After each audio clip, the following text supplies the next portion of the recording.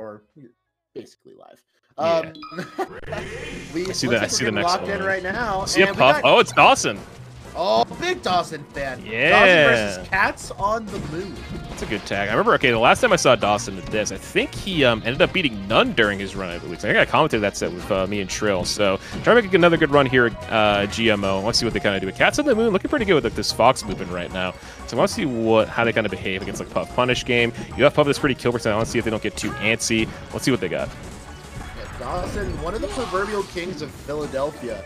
And also, the sole provider of the 0-7 Hungry Box wins tournament stat when I'm in attendance. Yes, I was hoping you would mention that. I'm like, I just remember that too. So it's like I remember like I know like there's a story. For those who watch Foresight fights, I know Dark Gen X when he was on, I talked about that because like he is somebody that will message people, hey, do you need puff practice? I will help you. So if you're looking for puff practice at a big tournament, Dawson's there. I'm sure he'll probably hit you up at some point, or you can find him, and then hey, you'll get some good practicing for whatever puff you're playing, whether it's a 2 Saint or an H box or another player who's just really good who plays puff.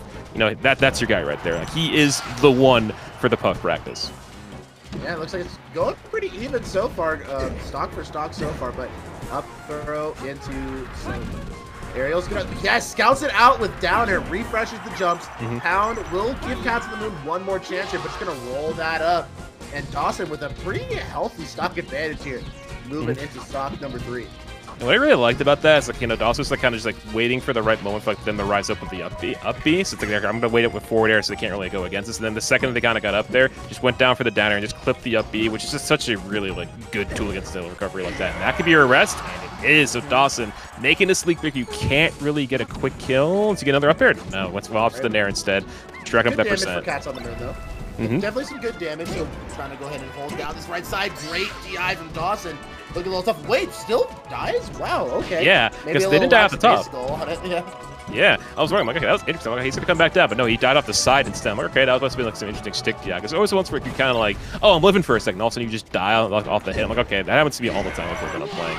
But still, Dawson does let it get to him and gets that first one with the up throw rest, looking clean. So yeah, Dawson hitting this stuff, and no, Catsonthemoon still can getting those punishes in. You got that really nice up smash kill, so looking pretty doable right now. Let's see what Catsonthemoon can do for game 2, because there's 2 crucial up throw rests, and then you saw the edge guard with the down air. So I want to see like if they can kind of work on that, or can we get also? I think there's no DI in one of them too, so maybe a little more defense out there.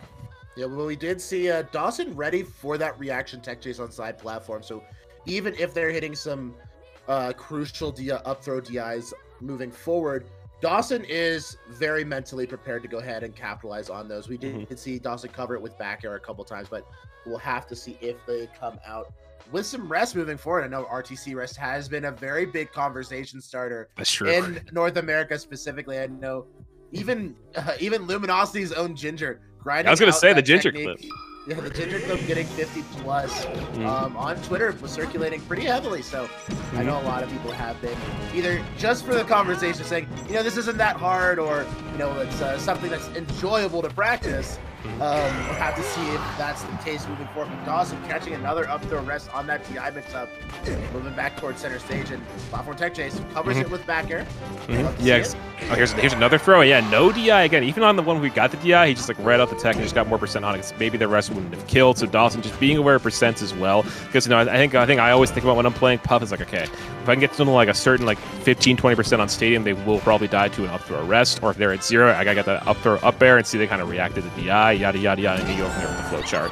But Dawson gets caught with the grab, because Puff is always looking for that grab against the Spacey like Fox or Falco. And if you can just bait that grab out, this leads to a quick kill for the Fox. Spacing it out, great wave dash out of shield coming out from Dawson. Dawson with the chase down. This should be a dead Fox. Yeah, and that should be it. Gets the Gimp. Yeah, every single one I think was forward air there too, which I guess is one I wouldn't think of when you're facing that direction. You just got to rack up percent with the forward air, and eventually the Fox is not going to come back from that. Dawson just staying aerial, not letting the Fox chase him down that much, and getting these hits, but no, okay. Catsonthemoon getting that down air, kind of pressure Dawson a little bit, and now making him stuck in the corner again. Controlling back in the center stage here, Dawson restocks one. Pretty hefty advantage. Have seen some crazy comebacks, Fox versus Puff, but does not find that slow fall off the up air into rest, and will lose the stock because of it. But Dawson still with a hefty piece of advantage state. Will chase down. Oh no! He was just, I'm saying he still has a stock lead. It's gonna be fine, but all of a sudden, no. We got a last stock game, and Dawson, don't play around. Don't play with him. Don't play with him. All right, we're good. We're good. That was where he's playing with his food too much. I know we just had thirst. You can play with lots of food and eat that if you want, but sheesh.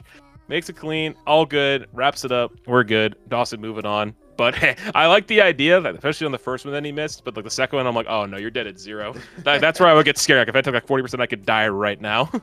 Yeah, Dawson goes for a very silly rest and dies in a very silly way. But, you know, who's to say that we haven't gone for a little bit of an exclamation point at the end of our set and looked silly because of it. But exactly. Dawson's still taking it 2-0. Nothing too much to laugh at there.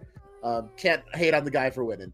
Exactly. Still looking good. Looking like another good W in this one, too. So we're carrying on. I'm not sure what our next one's going to be.